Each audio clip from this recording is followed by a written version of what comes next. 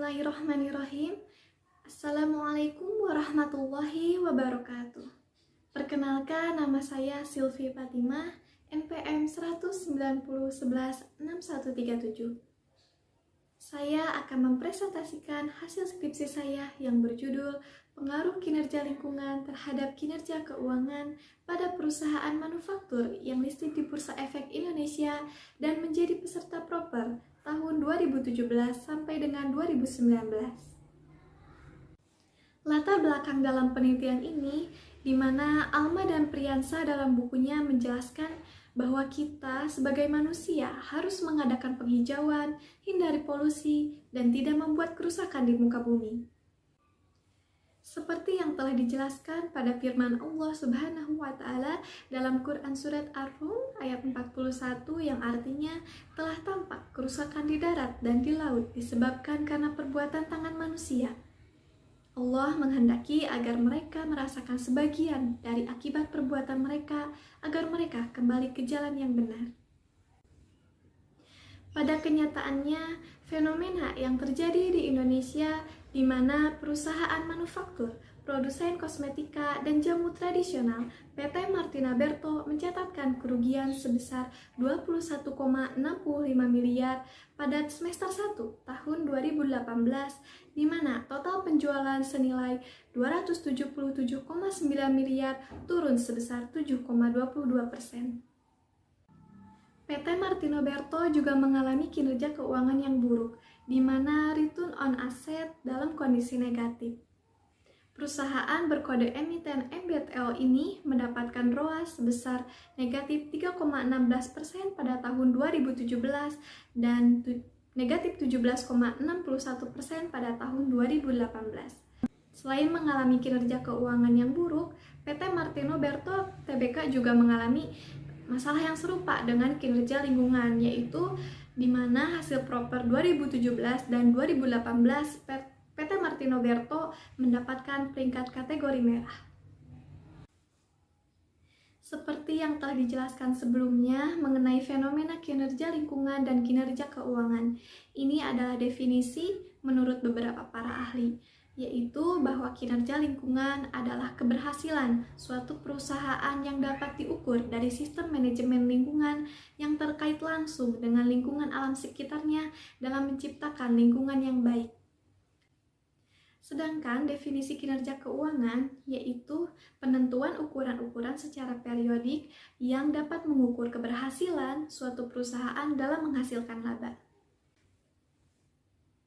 Berdasarkan kesimpulan dari definisi tersebut, maka kerangka dalam penelitian ini yaitu kinerja lingkungan berpengaruh terhadap kinerja keuangan.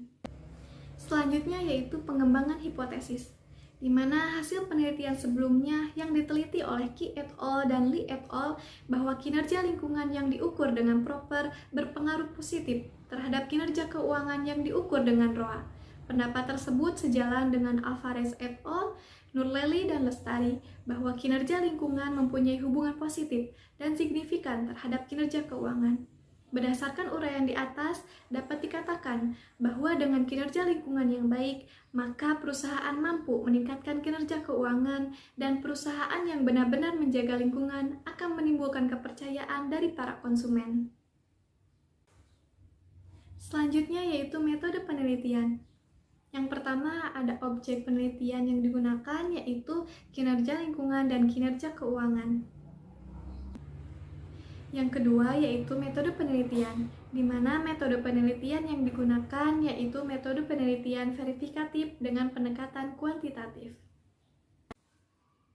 Selanjutnya yaitu definisi dan pengukuran variabel, di mana definisi telah dijelaskan sebelumnya, maka pengukuran variabel kinerja lingkungan yaitu menggunakan proper dan pengukuran untuk kinerja keuangan menggunakan return on asset atau selanjutnya yaitu sumber dan teknik pengumpulan data. Sumber yang digunakan oleh peneliti yaitu sumber data sekunder, di mana yang pertama mengumpulkan laporan hasil proper tahun 2017 sampai dengan 2019 yang diperoleh melalui website resmi Kementerian Lingkungan Hidup. Yang kedua, yaitu laporan tahunan atau annual report pada perusahaan manufaktur yang listed di Bursa Efek Indonesia pada tahun 2017 sampai dengan 2019, diperoleh dari website resmi Bursa Efek Indonesia. Selanjutnya, populasi dan sampel. Menurut Ari Kunto, populasi adalah keseluruhan objek penelitian. Maka objek dalam penelitian ini yaitu perusahaan manufaktur yang listed di Bursa Efek Indonesia dan menjadi peserta proper tahun 2017 sampai dengan 2019. Selanjutnya sampel. Menurut Sugiono, sampel adalah bagian dari jumlah dan karakteristik yang dimiliki oleh populasi tersebut. Teknik sampling yang digunakan dalam penelitian ini adalah teknik pervasive sampling, di mana teknik penentuan sampel dengan pertimbangan tertentu.